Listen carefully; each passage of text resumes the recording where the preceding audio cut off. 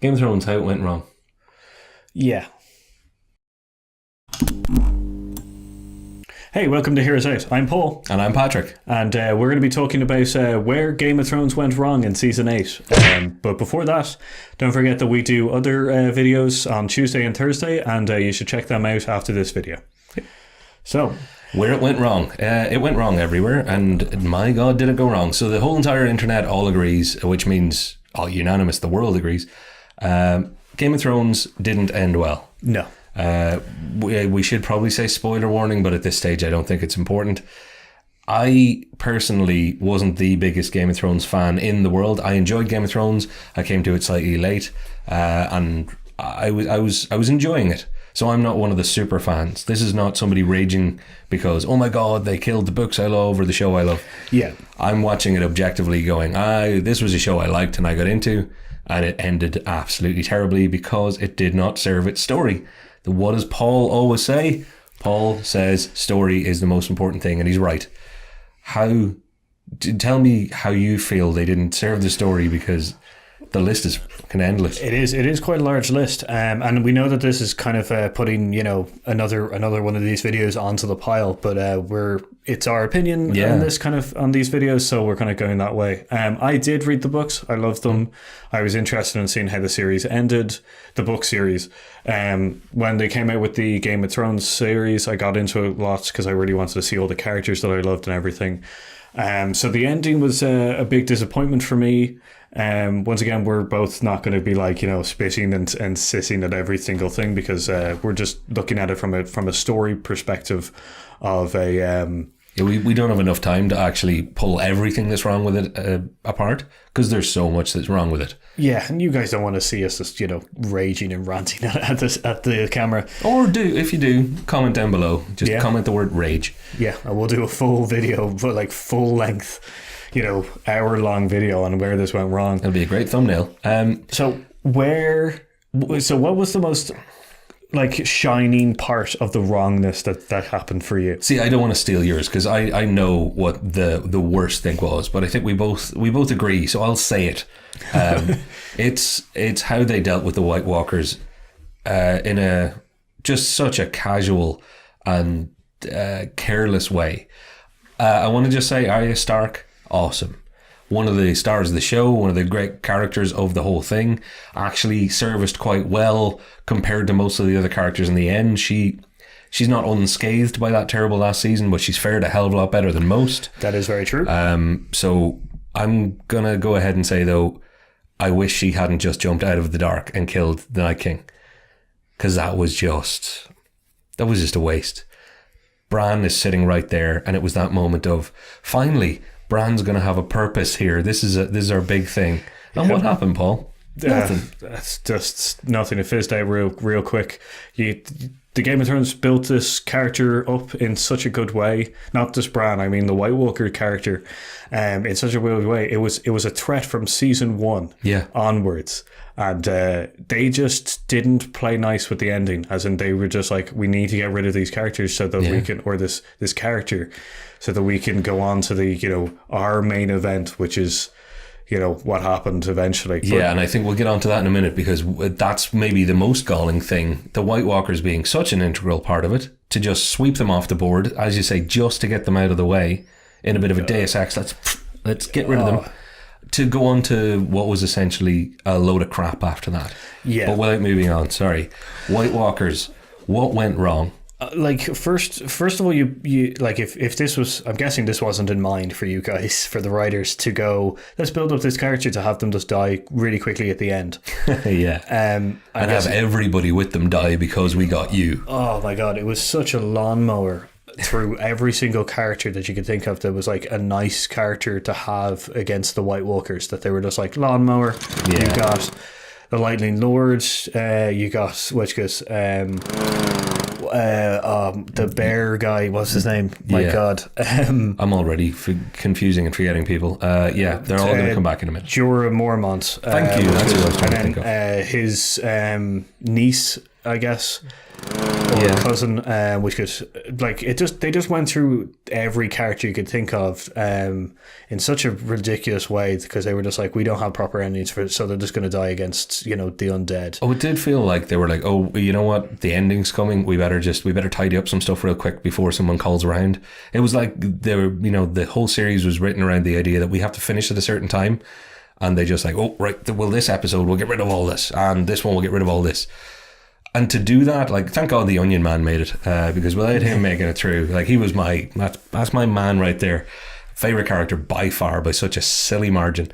I was like, all right, yeah, they're killing people, but when they did away with the White Walkers in one fell swoop, it felt cheap insofar as actual money cheap too, because you had this whole generals, the other white knights with the wispy beards. Yeah, the White Walkers like sitting on their horses doing nothing. Yeah, the Indiana Jones Last Crusade dude kind of thing.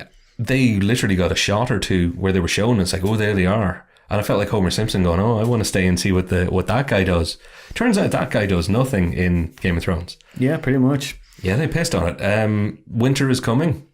From the very first season, winter is coming, and they represented that. Yeah. Apparently winter's coming, just get a coat that's shaped like a small dagger from somebody who can jump out of the darkness.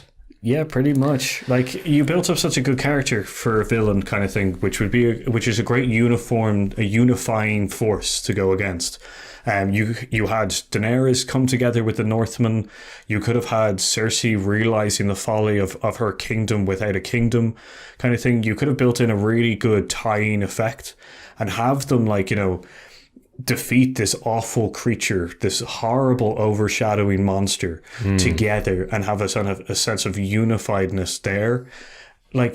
Which would be really good, because then if you did continue on the series with more political, infighting and everything like that, it would be more interesting, for the fact is that they've been on the battlefield together. They've been together against this horrible monster, and then have them, once it's defeated, slightly turn on each other in certain subterfugal ways. And it would have served the entire nature of the series before that. It would have served the entire nature of the show, because it was the duality of that fear of the White Walkers, but there was also the political machinations happening all the time. So it would have been key. It would have been pitch perfect. Problem is, Paul, what they did instead was go the way they did for what? And we better move on to the for what, because they moved on to it so they could be like, oh, White Walkers are gone. Now it's all about Cersei. Look, she's standing in a window drinking wine. It's all about Cersei. We're going down there and it's going to be the big fight with Cersei. That's going to be the ending of Game of Thrones. That's what's going to happen. That didn't happen. And that didn't happen in maybe the worst way.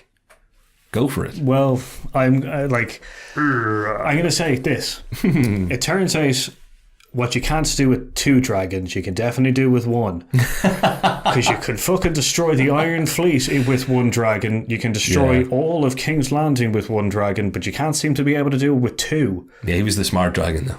He was the smart one. It just feels cheap, because we were all geared up for an epic battle of the scorpion artillery weapons against the dragon. You had the Unsullied versus the Golden Company. You had the Northmen versus the Lannisters. These were rivalries, apart from the Unsullied and the Golden Company. But the North versus the Lannisters was such a deep rivalry throughout the series. They killed their king, then they killed their other king. And then it was just... There was a lot of stuff going down. Yeah, and then to have essentially just the Deus Ex Machina device come in and burn a lot of them was just like, well, this is... And what made it even worse is who did that? The very fair, not going to be like her dad or her brother, running around on a journey of discovery, finding herself and leading the Dothraki, freeing slaves, taking advice and counsel from all sorts. And next thing you know... because we've only got 20 minutes left before the bus shows up, we're going to write it in. Oh yeah, Lannisters go crazy, don't they? Let's make her nuts and make her just... Targaryens. Lannisters are still nuts as well. Thank you. Lannisters pay their debts, apparently except to the Golden Company, because they're all dead now.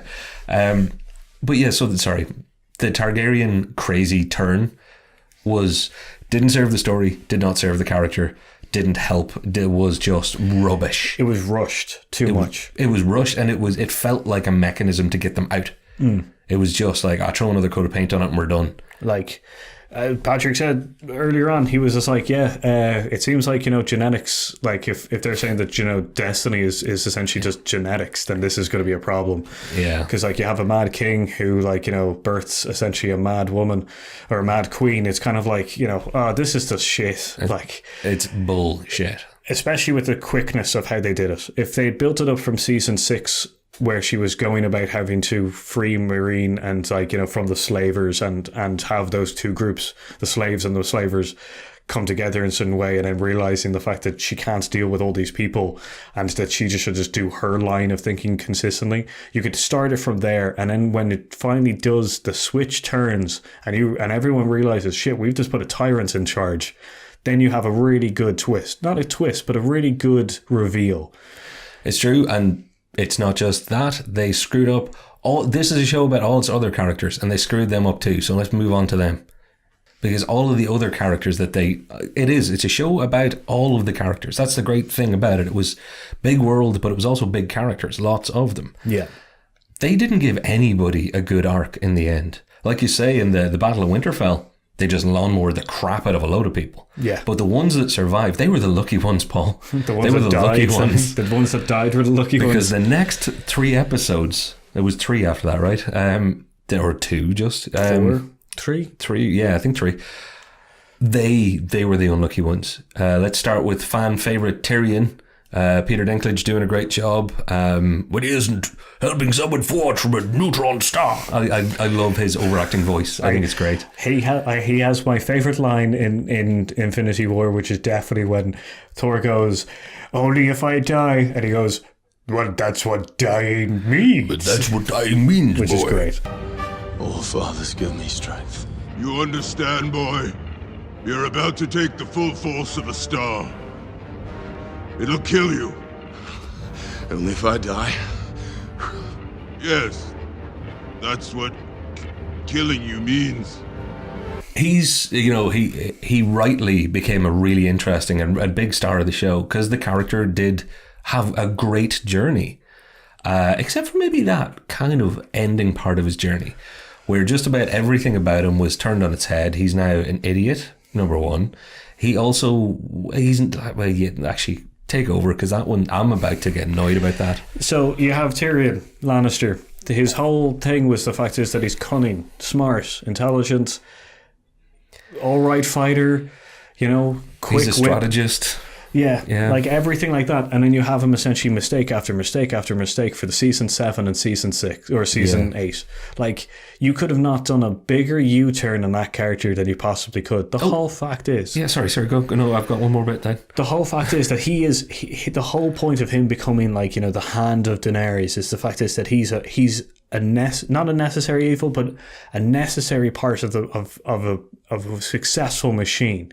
He is way more intelligent than everybody. He was meant to be the most intelligent person on there. Yeah. He is cunning. He is ruthless, but by his growth, he became like a moral character. Yeah, and that's what I was about to add in. So I'm really glad you said that, because what they did was give him a redemption arc as well as everything else, and then squiggled the end of that arc right into the fire.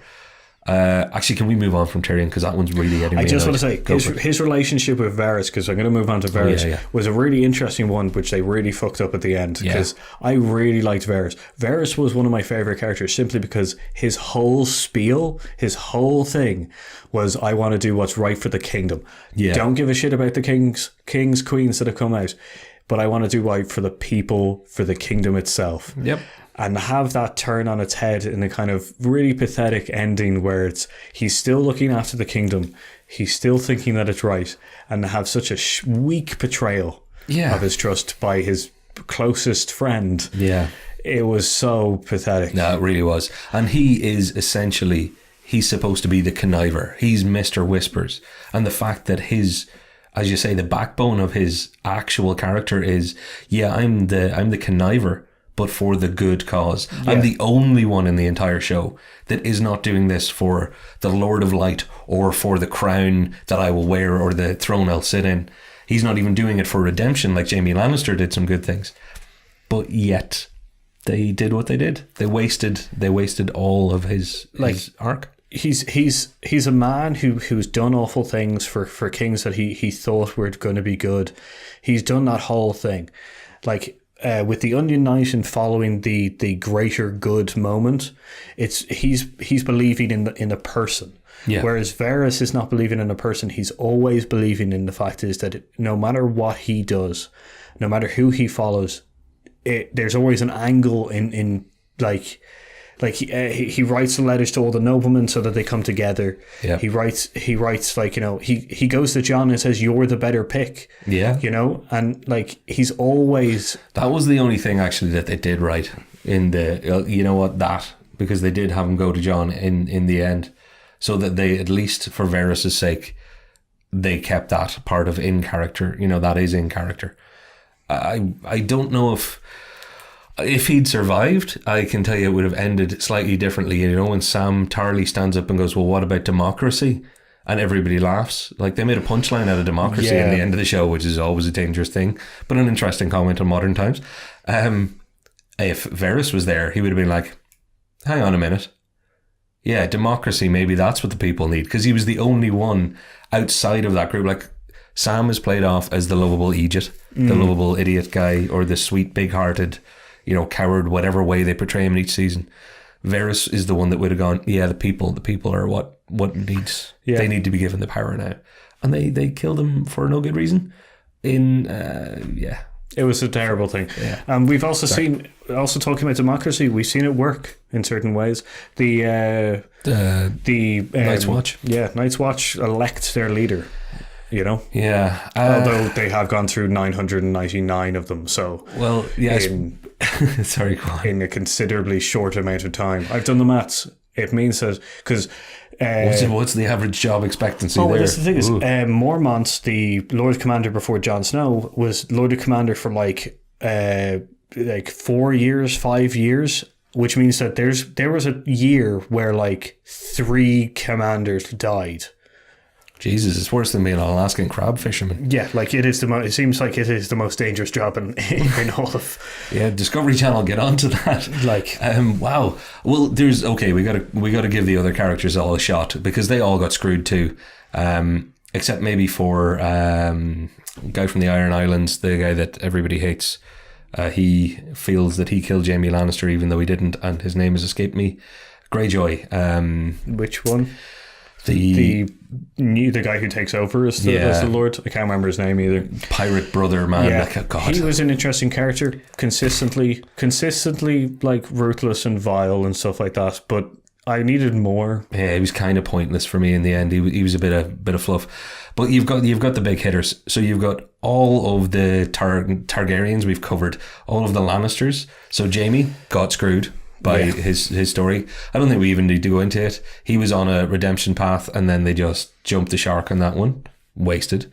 His sister, Paul, would you like to take on what is now the easy lady of the evening who didn't really contribute in the last season? Consistently, Cersei has come up with plans and ways that she can defeat her enemies and stuff like that. We've seen it with the Sparrows and the Sparrows and Highgarden destroying the High Septon with the Dragonfire. We've seen her. She dealt with Dawn, the people of Dawn. She did the whole switcheroo with her kid, and she's been in on some planning. Oh yeah, no, definitely. And to have her sit on the top of King's Landing, the Red Keep, and just watch as the city burns without any kind of plan. Like, my thing was, she had her maester, her hand, not her maester, but the weird necromancer guy, building guards of undead monsters, like super soldier things. Do you know what I thought? When they were saying that they're bringing the civilians of the city into the Red Keep, definitely thought they were slaughtering them and turning them into those monsters. Oh, well, that would have been a better move, wouldn't it? I thought the whole thing was that the Northern Army, like Daenerys' army, was going to get to the Red Keep and a flood of fucking super soldier undead monsters were going to come out of it. Didn't even think of that. You got to stop telling me things that could have made this better, because it makes me annoyed. So Lannisters, Tyrion, the whole lot of them, they all got screwed. What about the other big family? The Starks. Let's even forget the Greyjoys. Screw them. That was all just a waste too. The Starks. What the ever-loving fuck. Well, see, this is my thing. Jon Snow, like, had a really interesting arc and stuff. And I feel like it's slightly completed. As in up to a point, I understand what you're saying. Yeah, as in like he was the better choice for king, and it showed in certain ways what he like. But his whole thing about duty over everything else was one of the consistent things that they brought out throughout the show. He joined the Night's Watch. Like he was consistently trying to, like, you know, the whole point of the Night's Watch is to be the shield of men, and the fact is the free folk are men. But those White Walkers are fucking dicks, so we're definitely going to go after them.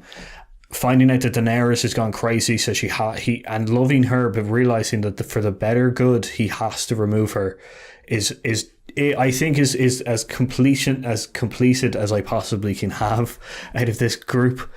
But Sansa Stark, you made her into a Littlefinger character, into a genius, conniving, cunning creature, and then had none of that show up anymore. Then they made her quite literally a 2D character. It was like she became a cutout. She may as well have been standing there with somebody going, yeah, well, this is what this character would say. She became ineffectual at best. I hate Daenerys. That was her character arc for the last thing. I want power. Everybody does. It's Game of Thrones. Or Arya... Once again, fared a little bit better than a lot of other people's, you know, kind of thing. Bran is a doorstop that had a very, very interesting arc that was wasted. Just as a funny thing, if there's a child who's in a wheelchair and he's constantly in the north and he's just outside and just watching things and everybody's just walking by him, and I'm saying he was probably sitting there for a long time, did no one go up and ask him, did he want to move or something like that? Oh, God.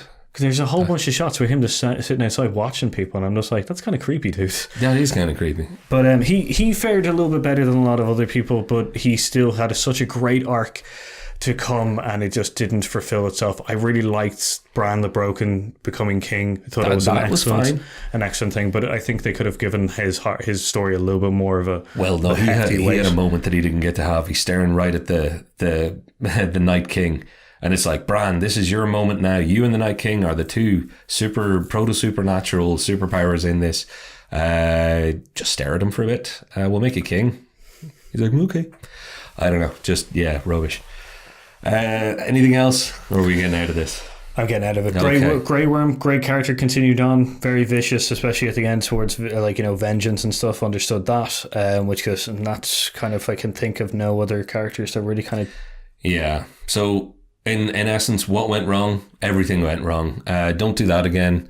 And I'm kind of glad it's over now that it ended the way it did. And with that, we've been heroes. Oh, sorry. Don't do it to Star Wars. Yeah. Oh, God, no. We've been Heroeside. I've been Patrick. And I've been Paul. So like, share and subscribe, and feel free to just rage type in the comments.